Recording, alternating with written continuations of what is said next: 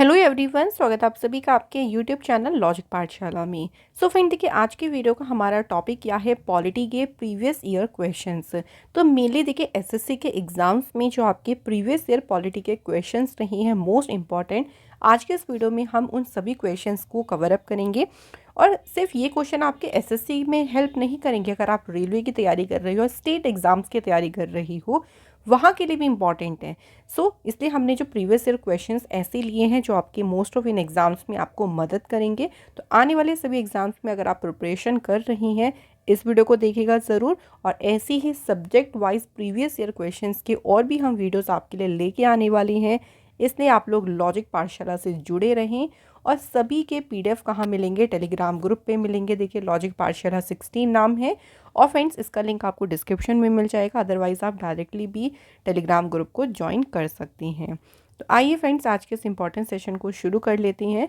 पहला क्वेश्चन देखिए, which of the following writ is issue by a higher court to a lower court. यहाँ पूछा गया था कि निम्नलिखित में से कौन सी रिट है जो कि उच्च न्यायालय के द्वारा निचली अदालत को जारी की जाती है। तो यहाँ पे देखिए आपको रिट्स के कुछ नाम दिए हैं, इनमें से कौन सी रिट है। तो राइट आंसर है option number C, prohibition. Prohibition जो रिट है देखिए, ये हायर कोर्ट के द्वारा जारी की जाती है किसी भी लोअर कोर्ट को। अब इसके बारे में बात करते हैं, इसका क्या मतलब है, ये भी इंपॉर्टेंट है, थोड़े थोड़े एक्स्ट्रा पॉइंट्स भी देखते चलेंगे। प्रोहिबिशन का लिटरेरी इसका मतलब होता है टू फॉरबिड, यानी इसका मीन्स होता है मना करना।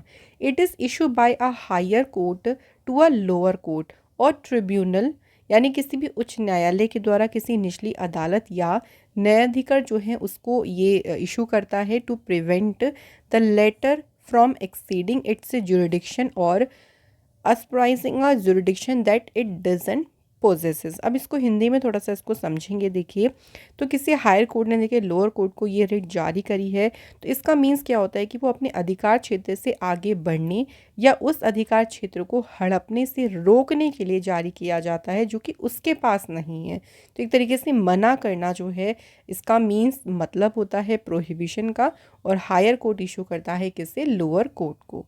ठीक है, क्लियर हो गया। चलिए नेक्स्ट क्वेश्चन देखिए, विच part of the Indian constitution has the emergency provision. Emergency यानी कौन सा देखिए भाग है संविधान का जिसमें आपातकालीन प्रावधान दिए गए हैं।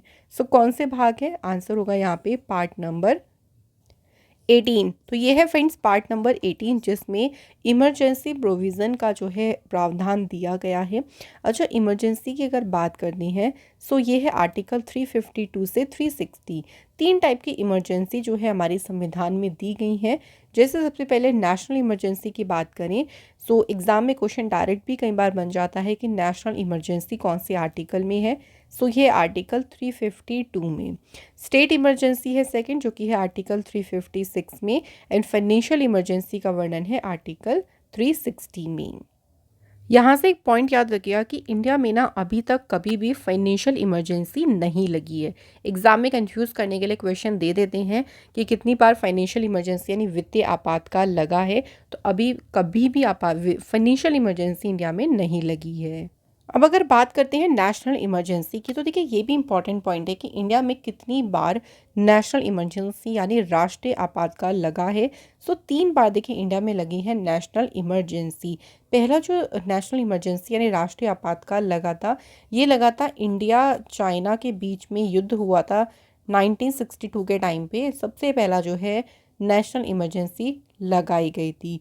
उसके बाद सेकेंड बार लगी थी 1971 में जब इंडिया पाकिस्तान युद्ध हुआ था, और तीसरी बार लगी थी 1975 में। कुछ इंटरनल अशांति हो गई थी जिसकी वजह से जो है नेशनल इमरजेंसी को लगाया गया था। तो 3 बार लगी है नेशनल इमरजेंसी। ये ईयर एग्जैक्ट जो है हमको याद रखनी है। अब आप देख सकते हैं यहाँ पे मैंने कुछ एडिशनल इन्फॉर्मेशन रखी है। बाकी अगर हम पार्ट्स की बात करते हैं, संविधान का जो इलेक्शन से संबंधित देखिए भाग है, वो कौन सा भाग है, भाग नंबर 15 है ये। और इसमें है आर्टिकल 324 से लेकर आर्टिकल 329A। उसके बाद ऑफिशियल लैंग्वेजेस से संबंधित है भाग नंबर 17। और 20 की बात करते हैं, जो पार्ट 20 है उसमें है अमेंडमेंट ऑफ द कॉन्स्टिट्यूशन, यानी संविधान संशोधन का जो वर्णन है वो है भाग 20 में। नेक्स्ट क्वेश्चन देखिए, which article of the Indian constitution defines the money bill. कौन सा अनुच्छेद है जो कि धन विधेयक को परिभाषित करता है? सो आर्टिकल है आर्टिकल नंबर 110, 110। मनी बिल से इंपॉर्टेंट देखिए पॉइंट्स क्या क्या हो सकते हैं। Money bill can be introduce by a minister only. So ये मिनिस्टर के द्वारा ही इंट्रोड्यूस किया जा सकता है। It can not be introduce इन राज्यसभा और Vidhan Parishad. Very important point. सो इसे सिर्फ लोकसभा में जो है इंट्रोड्यूस किया जाता है। तो क्वेश्चन डायरेक्ट भी कई बार बन जाता है कि मनी बिल को इंट्रोड्यूस कहाँ किया जाता है? लोकसभा में, ठीक है, राज्यसभा विधान परिषद में नहीं होता है। Rajya Sabha is required to return a money bill passed and transmitted by Lok Sabha within a period of 14 days from the day of its receipt.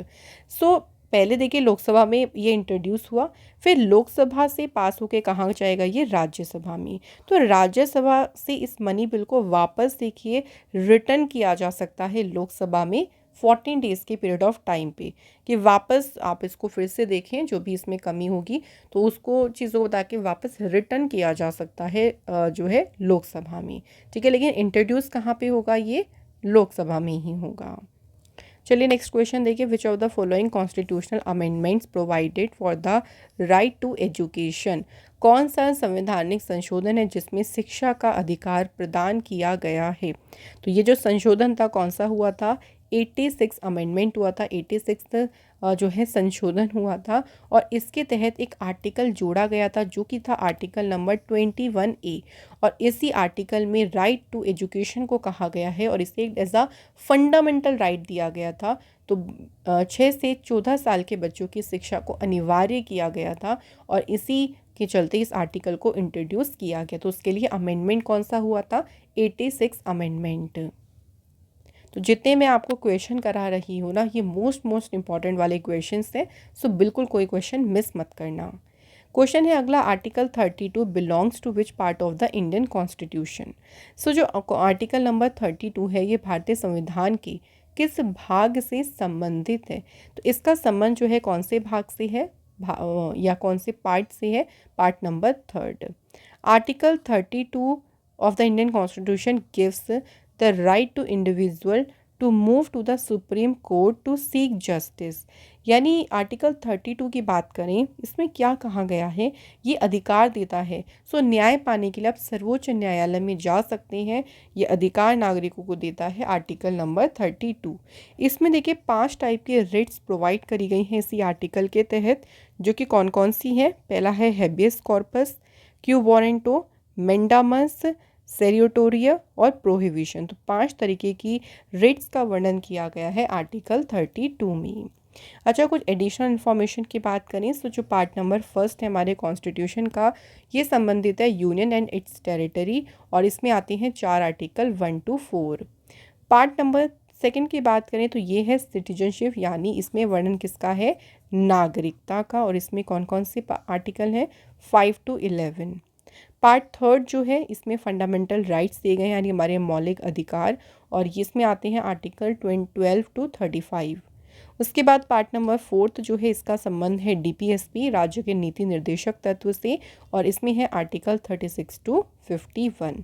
सो इस तरह से देखिए आर्टिकल्स भी पूछ सकते हैं और वो कौन से संविधान के कौन से भाग से संबंधित है ये भी पूछ सकते हैं। नेक्स्ट क्वेश्चन आ जाते हैं, who was the prime minister of India during Indo Pakistan war in 1965। तो 1965 में जो भारत पाकिस्तान युद्ध था उस दौरान भारत के प्रधानमंत्री कौन थे? तो तब भारत के प्रधानमंत्री थे लाल बहादुर शास्त्री जी।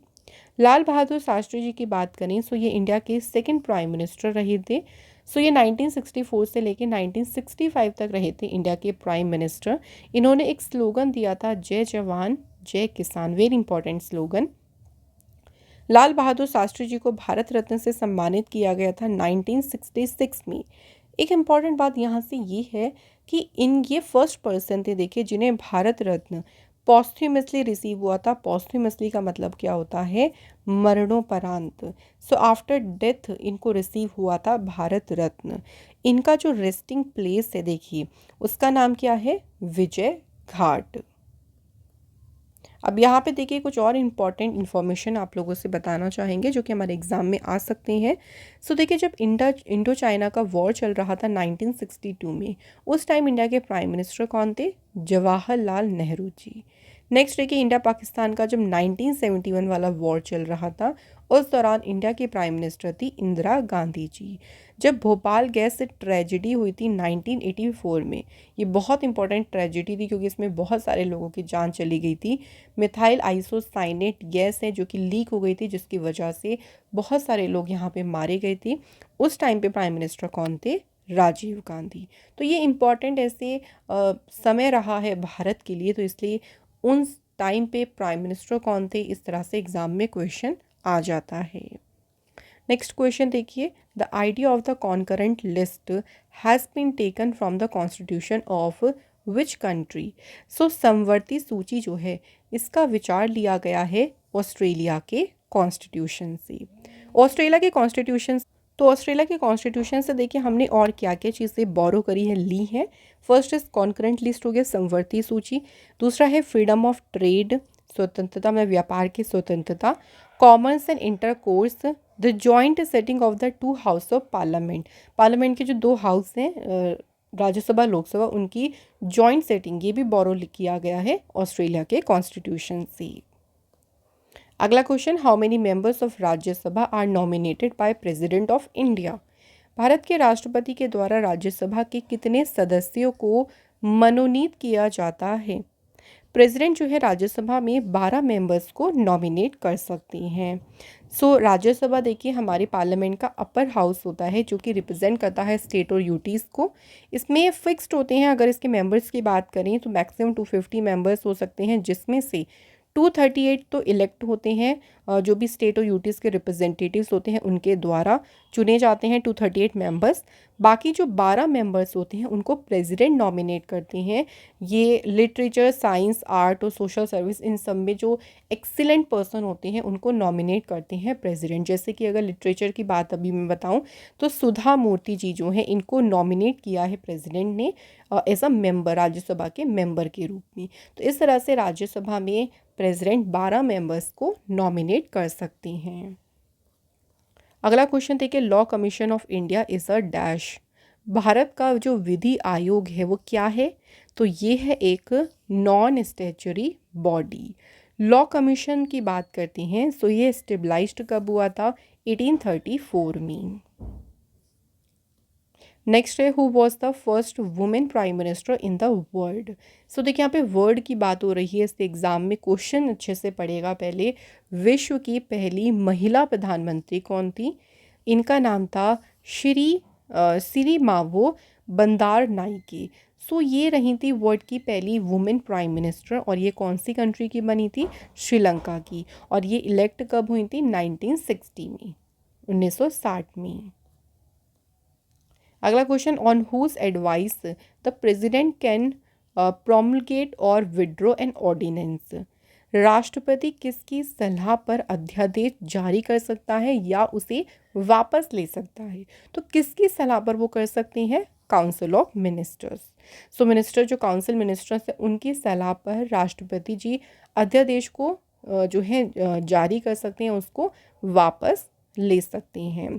President has the power to withdraw an ordinance at any time, उनके पास पावर होती है, और केवल देखिए प्रधानमंत्री की अध्यक्षता वाली जो मंत्री परिषद है, उनकी सलाह पर ही जो है उसको वो वापस ले सकते हैं। नेक्स्ट हमारा क्वेश्चन है, which of the following article relates to abolition of titles, यानी उपाधि के उन्मूलन से संबंधित कौन सा आर्टिकल है? तो इससे संबंधित है आर्टिकल 18, जो कि हमारे फंडामेंटल राइट्स में के अंडर में ही आता है।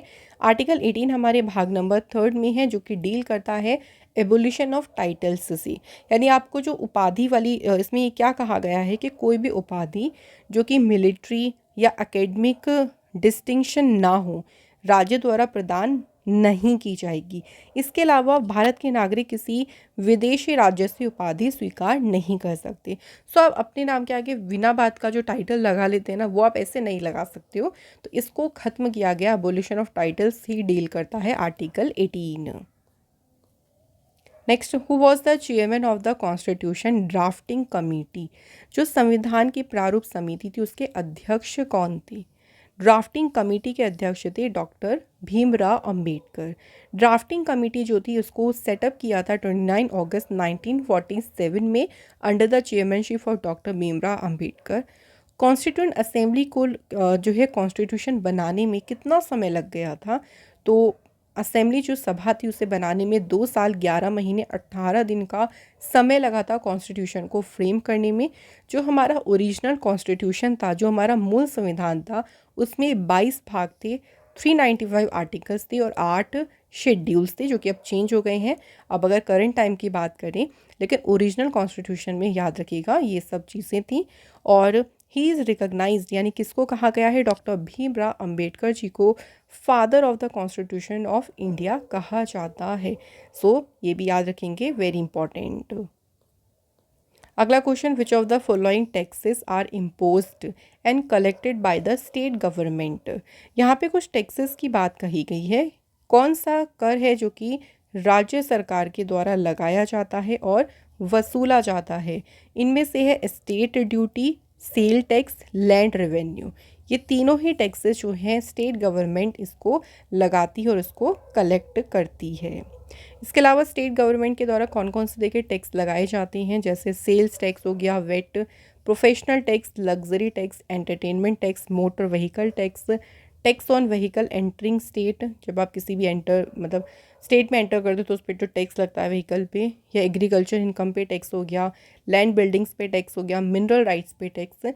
ये सारे के सारे जो टैक्सेस हैं वो कौन इम्पोज करता है? State government.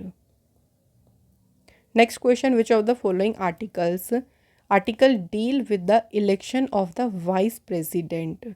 इनमें से कौन सा अनुच्छेद है जो कि उपराष्ट्रपति के चुनाव से संबंधित है? तो आर्टिकल नंबर है 66।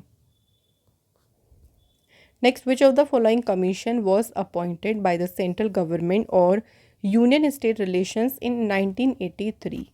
1983 में केंद्र सरकार के द्वारा संघ राज्य संबंधों पर किस आयोग की नियुक्ति की गई थी? सो जो आयोग बनाया गया था उसे नाम दिया था सरकारिया कमीशन, या सरकारिया आयोग का गठन किया गया था कब? 1983 में। और इस के चेयरमैन कौन थे इस कमीशन के? ये भी इम्पॉर्टेंट है। तो इसके चेयरमैन रहे थे जस्टिस रणजीत सिंह सरकारिया, जो कि रिटायर्ड जज थे सुप्रीम कोर्ट ऑफ इंडिया के। तो ये थे इस कमीशन के chairman. Next, who among the following shall communicate to the president all the decisions of the council of minister under article 78? निम्नलिखित में से कौन सा, देखिए निम्नलिखित में से कौन अनुच्छेद 78 के तहत मंत्रिपरिषद के सभी निर्णयों के बारे में राष्ट्रपति को सूचित करेंगे? कि जो भी मंत्रिपरिषद ने निर्णय लिए, डिसीजंस लिए हैं, वो प्रेसिडेंट को जाके कम्युनिकेट कौन करेंगे? तो ये करेंगे हमारे इंडिया के प्राइम मिनिस्टर। और ये किस आर्टिकल के तहत कहा गया है? आर्टिकल 78। नेक्स्ट क्वेश्चन है, who describe preamble as the political horoscope of the constitution? किसने प्रस्तावना को संविधान की राजनीतिक कुंडली बताया?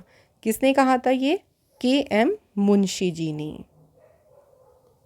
अगला question, state the correct sequence of word mention in the preamble of the constitution of India?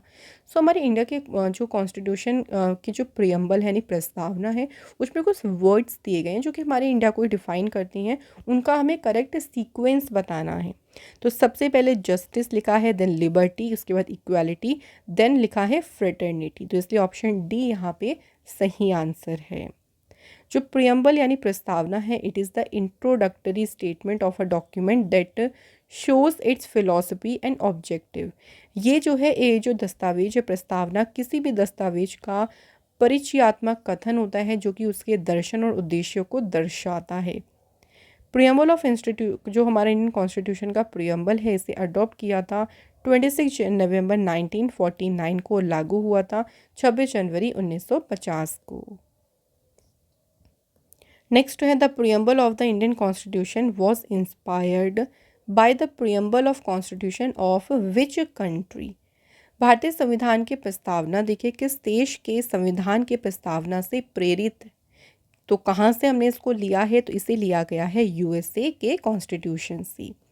और भी क्या क्या लिया गया है देखिए यूएसए के कॉन्स्टिट्यूशन से जो हमने बोरो किया है।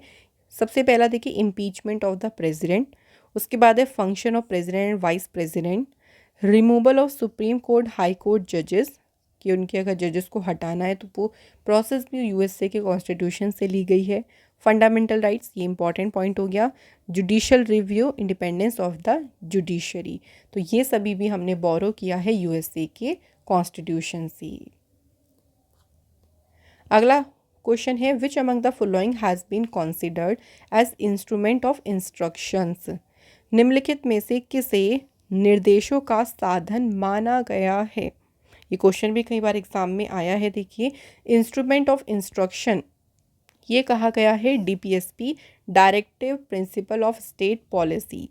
डीपीएसपी जो है ये है कौन से भाग में, भाग नंबर 4 में है, और इसमें आर्टिकल आते हैं 36 से 51, और ये हमने बोरो किया है आयरलैंड के कॉन्स्टिट्यूशन से। तो ये क्वेश्चन भी देखो बन गया कि डीपीएसपी को कौन से कॉन्स्टिट्यूशन से लिया गया है, आयरलैंड की।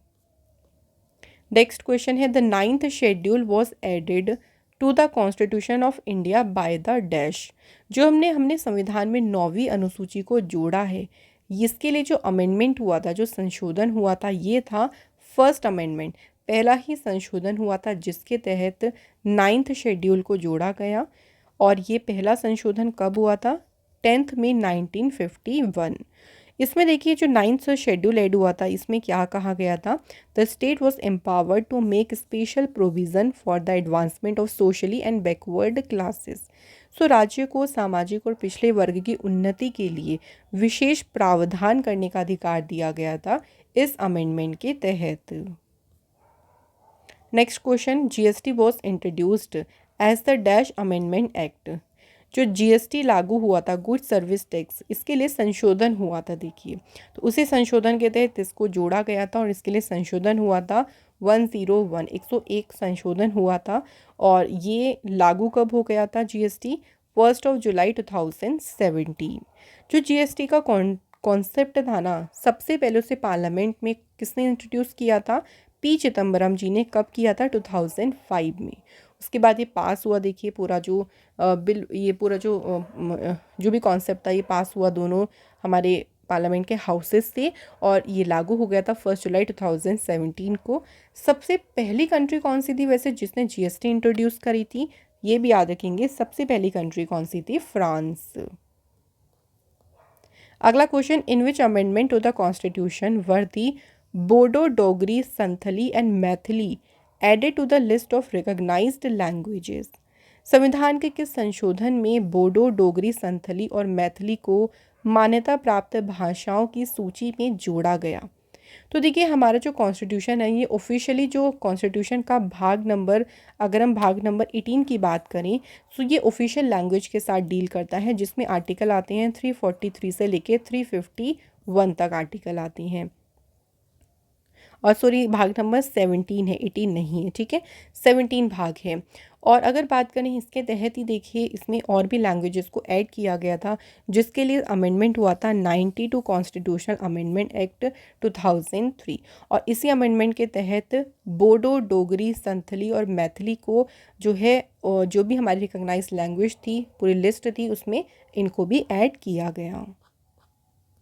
नेक्स्ट क्वेश्चन देखिए, 24th अमेंडमेंट डील किससे करता है, 24वां जो संशोधन है ये संबंधित किससे है, फंडामेंटल राइट्स से।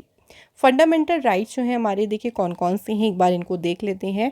6 फंडामेंटल राइट्स हैं। राइट टू इक्वालिटी है, जिसमें है article 14 to 18। Right to freedom दूसरा है, ये आर्टिकल 19 to 22। तीसरा फंडामेंटल राइट है राइट अगेंस्ट एक्सप्लॉयटेशन, जिसमें है आर्टिकल 23, 24। चौथा है right to freedom of religion, जिसमें आर्टिकल 25 से 28। नेक्स्ट आता है पांचवा हमारा फंडामेंटल राइट है कल्चर एंड एजुकेशनल राइट्स, जिसमें आर्टिकल है 29 to 30। उसके बाद छठा है राइट टू कॉन्स्टिट्यूशनल रेमेडीज, जिसमें है आर्टिकल 32।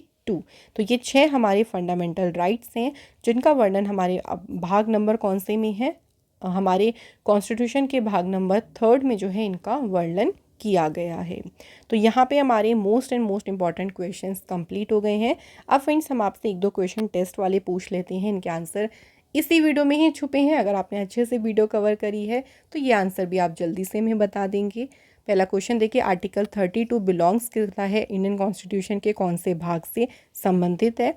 दूसरा क्वेश्चन है, इंडो पाकिस्तान की जो वॉर थी 1965 वाली, उसमें इंडिया के प्राइम मिनिस्टर कौन थे उस टाइम पे। तो आप जल्दी से इनके आंसर हमें कमेंट बॉक्स में करके बता दीजिए। और इसी के साथ फ्रेंड्स आज का ये इंपॉर्टेंट सेशन होता है यहाँ पे कंप्लीट। मैं आशा करती हूँ कि आज के जो क्वेश्चंस रहे हैं वो आपके बहुत अच्छे से प्रिपेयर हो गए होंगे। ऐसे ही मन लगा के देखिए, पूरी वीडियो को आप लोग ज़रूर देखा करें। हम बहुत मेहनत करते हैं आप लोगों के लिए, ताकि आप अपने एग्ज़ाम में किसी भी क्वेश्चन को ना छोड़ें। तो ऐसे ही इंपॉर्टेंट सेशन में फिर आप लोगों से हम मिलेंगे। Thank you so much for watching this video.